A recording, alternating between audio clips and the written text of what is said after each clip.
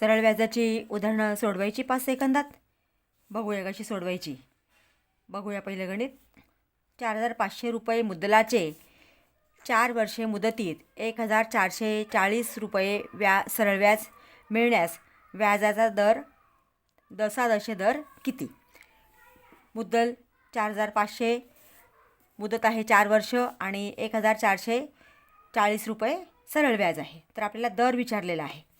अगदी सोपं आहे.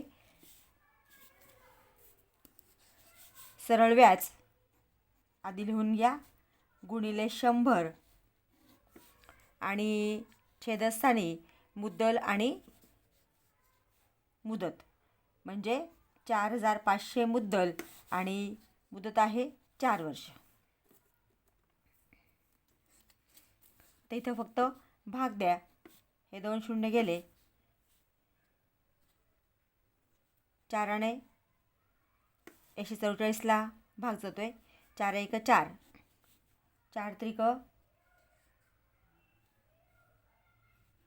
12, 4 त्रिक 12, 2 उरले, 4 सक 24 आणि हा 0. 9 5 45, 9 चौक 36, हा 0 आहे तसाच. 5 1 5, 5 8 40, म्हणजे 8 हा दशादशे दर आहे. पर्याय क्रमांक 2. अशा प्रकारची उदाहरणं सोडवण्यासाठी पाठ असणं गरजेचं आहे. पाठ असतील तर पटकन आपल्याला उदाहरणं सोडवता येतात, भाग पटकन देता येतो. दुसरं गणित. 1,080 रुपये सरळ व्याज मिळण्यासाठी 2,400 रुपये मुद्दलाचे 5 वर्ष मुदतीत दशादशे दर किती? पहिल्यांदा सरळ व्याज लिहा, गुणिले 100 आणि भागिले मुद्दल 2,400 आणि 5 वर्ष मुदत. 2 2 शून्य आपण घालवले. आता इथं 12 ने भाग देऊ शकतोय. 12 दुणे 24, 12 9 108 आणि हा 0. पुन्हा 2 ने भाग देऊया. 2 1 2, 2 चौक 8, 2 पंचे 10, 45 आणि 5 1 5, 5 9 45, म्हणजे दर आलेला आहे 9.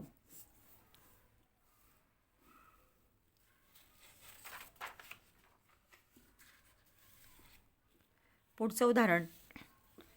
8 वर्षे मुदतीत 25,000 रुपये मुद्दलाचे 10,000 रुपये सरळ व्याज मिळण्यास व्याजाचा दर दशादशे किती ते आपल्याला काढायचं आहे.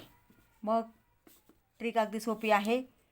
सरळ व्याज जे दिलेलं आहे ते आधी लिहा. 10,000 गुणिले 100 छेदस्थानी 25,000 मुद्दल आणि 8 वर्ष मुदत. आता इथे 0 आपण घालवले. 1 2 3, 1 2 3, 5 5 25, 5 दुणे 10, 2 1 2, 2 चौक 8, 4 1 4, 25 चौक 100 आणि 5 1 5, 5 5 25, म्हणजे दर आहे 5.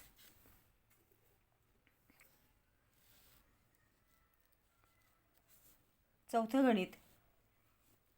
2,400 रुपये मुद्दलाचे 3 वर्षाचे सरळ व्याज 576 रुपये होते, तर दर किती आपल्याला ते काढायचं आहे. आता इथं व्याज किती आहे? 576 गुणिले 100 आणि भागिले मुद्दल 2,400 गुणिले 3 वर्ष. हे 2 शून्य गेले. 24 1 24, 24चा वर्ग 576 येतो, म्हणजे 24 24 576. 3 1 3, 3 8 24, बरोबर 8. दर आहे 10,10,8. विद्यार्थी मित्रांनो, हा व्हिडिओ तुम्ही शेवटपर्यंत पहा, म्हणजे तुम्हाला पुढची सुद्धा ट्रिक कळणार आहे. पुढचं गणित, 30,000 रुपये मुद्दलाचे 10,10 किती दराने 3 वर्षाचे सरळ व्याज 9,900 रुपये होईल. आता इथं सरळ व्याज दिले 9,900, म्हणून 9,900 गुणिले 100 आणि छेदस्थानी 30,000 गुणिले 3 वर्ष. आता हे 1 2 हे 2 शून्य घालवले, हे 1 2 हे 2 शून्य घालवले. आता 3 1 3, 3 त्रिक 9, 3 त्रिक 9 आणि 3 1 3, 3 1 3, 3 1 3, म्हणजे किती आलं? 11.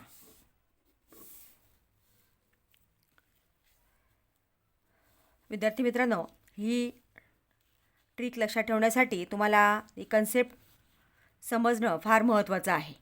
तर या ठिकाणी व्याज बरोबर म गुणिले द गुणिले क छेद 100. म म्हणजे मुद्दल, द म्हणजे दर, क म्हणजे कालावधी. आता इथं आपल्याला जेव्हा मुद्दल, दर आणि मुदत हे काढायचं असतं, यापैकी कोणता पण एक, तर हा 100 इकडे गुणिले होतो. म्हणजे म्हणून आपण काय केलं? व्याज गुणिले 100. आणि आपल्याला दर काढायचा होता, म्हणून आपण मुद्दल आणि मुदत हे आपण भागिले घेतलेलं आहे.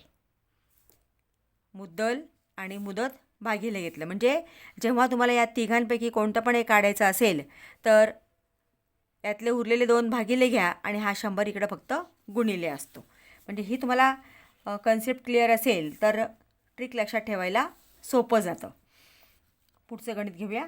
10,10,5 दराने 1,700 रुपये सरळ व्याज मिळण्यास किती वर्ष मुदतीसाठी 8,500 रुपये मुद्दल गुंतवावी लागेल. आता इथं आपल्याला किती वर्ष गुंतवावी लागेल, म्हणजे इथं मुदत काढायची आहे.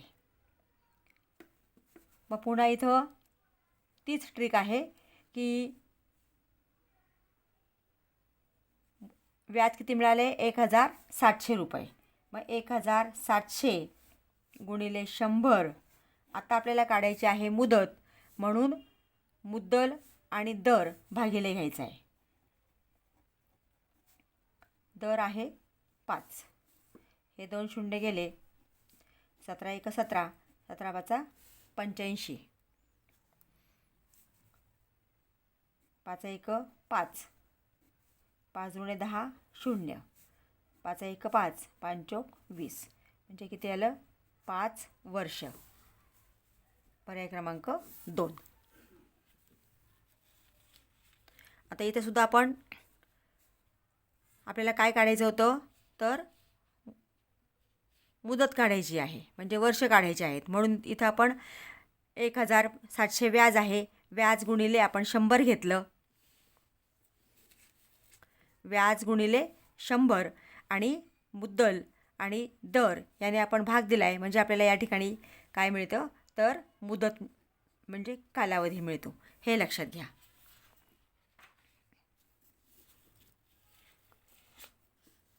₹15,000 रुपये मुद्दलाचे 10,10,8 दराने किती वर्षात 3,600 रुपये व्याज मिळेल. आता व्याज आहे तर 3,600, 3,600 गुणिले 100 छेदस्थानी मुद्दल आणि दर. आता इथं हे शून्य घालवा, 1 2, हा 1 आणि हा 1 शून्य आपण घालवला. आता इथं भाग द्या. आता 8ने 36ला भाग जात नाही, पण 4ने जातोय. 4 दुणे 8, 4 9 36, बे 1 बे, बे पंचे 10, 5 1 5, 5 त्रिक 15 आणि 3 1 3, 3 त्रिक 9. अंश आणि छेदस्थानी मी कुठेही कसाही भाग देऊ शकता. त्यासाठी फक्त तुमचे पाढेपाठ असणं खूप गरजेचं आहे. पुढचं गणित घेऊया. 10,10,6 दराने 750 रुपये सरळ व्याज मिळण्यास किती वर्ष मुदतीसाठी 2,500 रुपये मुद्दल गुंतवावी लागेल. आता इथं सरळ व्याज आहे 750 गुणिले 100 छेदस्थानी मुद्दल 2,500 आणि दर आहे 6.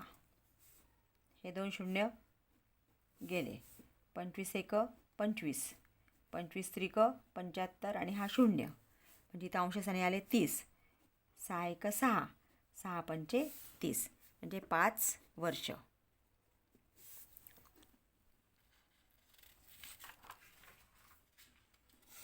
पुढचे गणित घेऊया.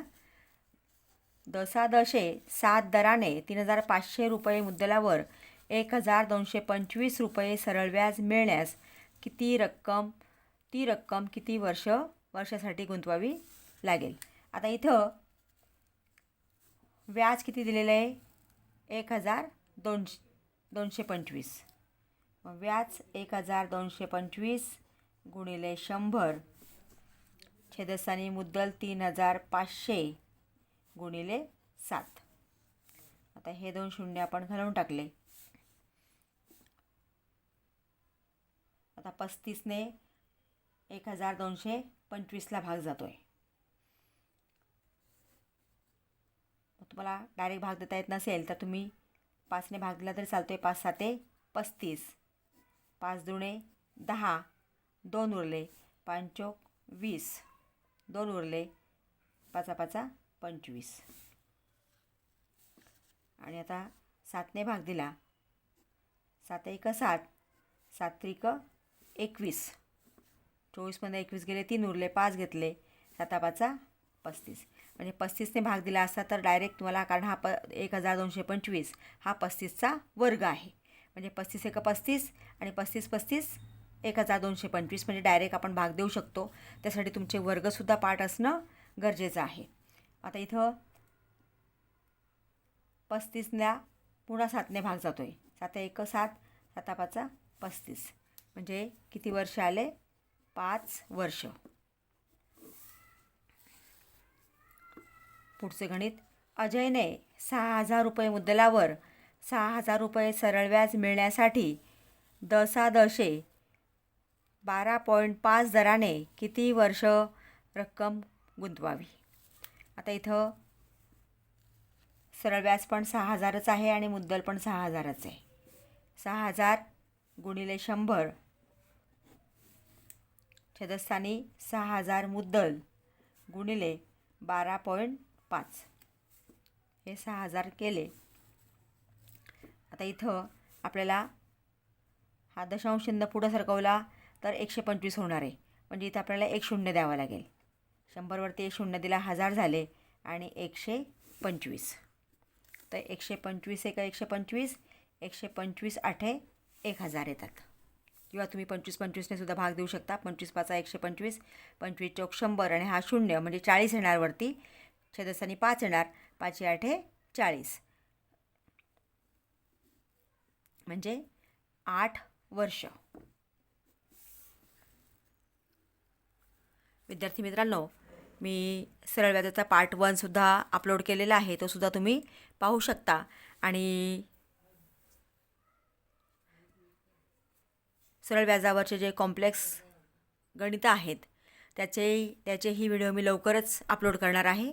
त्यासाठी चॅनलला सबस्क्राईब करा, बेल आयकॉन प्रेस करा आणि तुम्हाला उदाहरणं समजली असतील तर कमेंट बॉक्समध्ये एस करा. आणि पुढच्या कुठल्या टॉपिकवरती तुम्हाला व्हिडिओ अपेक्षित असतील त्याचेसुद्धा तुम्ही कमेंट बॉक्समध्ये